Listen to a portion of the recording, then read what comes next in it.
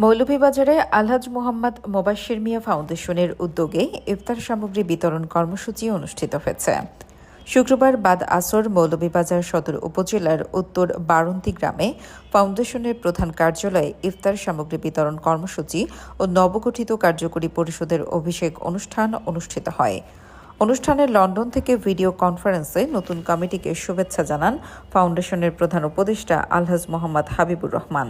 ফাউন্ডেশনের সর্বোচ্চ পরিষদের সভাপতি আলহাজ মোহাম্মদ মুকিদুর রহমান ও সাধারণ সম্পাদক আব্দুল কাইয়ুম নতুন কমিটিকে শুভেচ্ছা জানানোর পাশাপাশি ফাউন্ডেশনকে এগিয়ে নিতে উপস্থিত সকলের সহযোগিতা কামনা করেন তারা।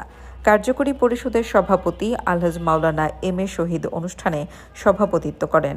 সাধারণ সম্পাদক কারি আশরাফ হোসেনের উপস্থাপনায় শুরুতে যুগ্ম সাধারণ সম্পাদক জুয়েল আহমদের পবিত্র কোরআন তিলাওয়াতের মাধ্যমে অনুষ্ঠানের সূচনা হয়। অনুষ্ঠানে অতিথি হিসেবে বক্তব্য রাখেন ৩ নং ওয়ার্ডের ইউপি সদস্য মোহাম্মদ হুমায়ুন রশিদ, মোহাম্মদ সিকান্দার মিয়া, মোতালিব মিয়া। অনুষ্ঠানে উপস্থিত ছিলেন ফাউন্ডেশনের উপদেষ্টা কারি সৈয়দুর রহমান, আজিজুল ইসলাম, হাফিজ আব্দুল হাসিফ, কার্যকরী পরিষদের সহ সভাপতি আবুল হোসেন, সহসভাপতি মোহাম্মদ ফয়জুর রহমান, সহকারী কোষাধ্যক্ষ লুৎফুর রহমান, আকমল হোসেন, তারেক হোসেন, সৈয়দ রাকিব আলী, ফাহিম হোসেন, নোমান আহমদ প্রমুখ।